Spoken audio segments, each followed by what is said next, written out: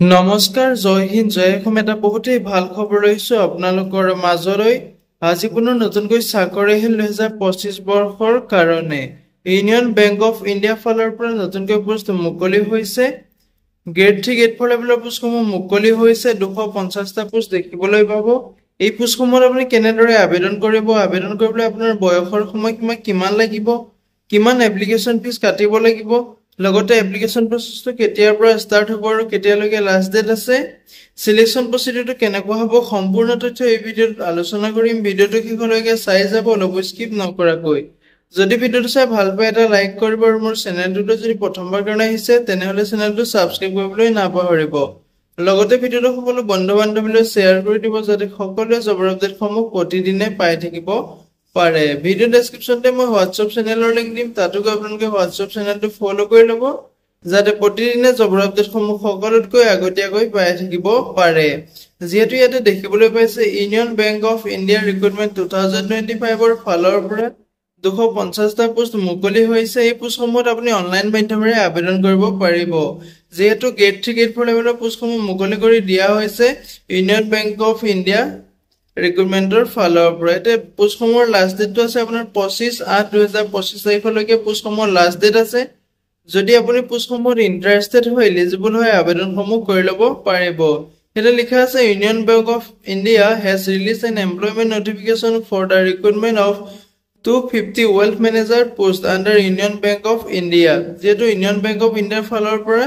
250টা wealth manager post মুকলি কৰি দিয়া হৈছে এই পোষ্টসমূহত যদি আপুনি ইন্টাৰেষ্টেড হয় এলিজিবল হয় অনলাইন মাধ্যমেৰে আপুনি আবেদন কৰিব পাৰিব বুলি কৈছে ইয়াতে union bank of India recruitment 2025 ৰ অভাৰভিউটো হৈছে নেম অফ পোষ্টৰ নাম হৈছে wealth manager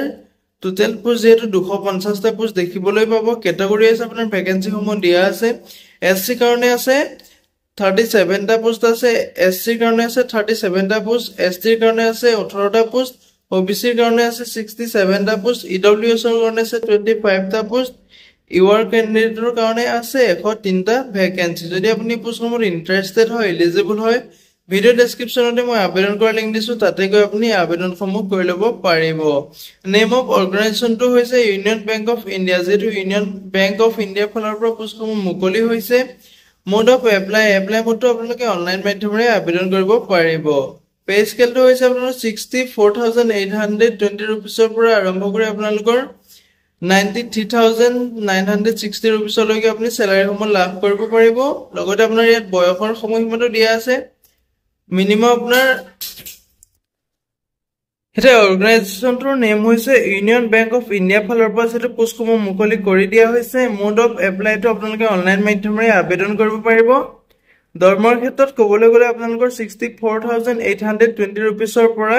93960 ৰুপিছলৈকে আপুনি স্যালাৰিসমূহ লাভ কৰিব পাৰিব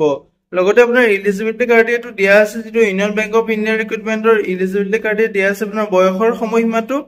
candidate as must be minimum 25 years and maximum 35 years and 108/2025 যদি আপোনাৰ আগষ্ট মাহৰ 1 তাৰিখলৈকে যদি আপোনাৰ 35 বছৰ হৈছে তেতিয়া আপুনি পোষ্টসমূহত আবেদন কৰিব পাৰিব এই পোষ্টসমূহত আবেদন কৰিবলৈ আপোনাৰ মিনিমাম বয়সটো 25 বছৰৰ পৰা যেটো 35 বছৰ বয়সলৈকে আপুনি আবেদন কৰিব পাৰিব এটা আপোনাৰ এজ সিলেকশন সমূহ দিয়া হ'ব এসসি এসটিৰ কাৰণে আপোনাৰ 5 বছৰকৈ সিলেকশন দিয়া হ'ব ওবিসি এমওবিসিৰ কাৰণে আপোনাৰ 3 বছৰকৈ সিলেকশন দিয়া হ'ব পিডব্লিউপিডিৰ কাৰণে আপোনাৰ 10 বছৰকৈ এজ সিলেকশন সমূহ দিয়া হ'ব এডুকেশন কোৱালিফিকেশনৰ ক্ষেত্ৰত ক'বলৈ গ'লে আপোনাৰ 2 বছৰীয়া যেহেতু ডিগ্ৰীটো থাকিব লাগিব লগতে যদি আপুনি কোৰ্স কৰি থৈছে MBA MMS PG DBA PG dBm PG PM PG dBm যদি আপুনি কোৰ্স কৰি থৈছে তেতিয়া আপুনি পোষ্টসমূহত আবেদন কৰিবলৈ এলিজিবল হ'ব লগতে আপোনাৰ এক্সপেৰিয়েন্সটো বিচাৰিছে 3 বছৰ আপোনাৰ পোষ্ট কোৱালিফিকেশনৰ আপোনাৰ এক্সপেৰিয়েন্স লাগিব যিসমূহ আপোনাৰ ওয়েলথ মেনেজমেন্টত আপোনাৰ পাবলিক বেংকত আছে প্ৰাইভেট বেংকত আছে ফৰেন বেংকত আছে সেই বেংকসমূহত যিসমূহ আপোনাৰ কোৱালিফিকেশন লাগিব ওয়াৰ্ক এক্সপেৰিয়েন্সটো সেইমতে আপোনাৰ বিচৰা হৈছে লগতে আপোনাৰ ইয়াত এপ্লিকেশন ফিজটো দিয়া আছে ক্যাটাগৰী আছে আপোনাৰ এপ্লিকেশন ফিজ সমূহ দিয়া আছে পিডব্লিউপিডি এসসি এসটিৰ কাৰণে আপুনি 177 ৰুপিছ এপ্লিকেশন ফিজ কাটিব লাগিব আৰু যিসকল অৰ্ডাৰছৰ হয় মানে ওবিসি ইউআৰ ক্যান্ডিডেট হলে আপুনি 1180 টকাকৈ এপ্লিকেশন ফিজ কাটিব লাগিব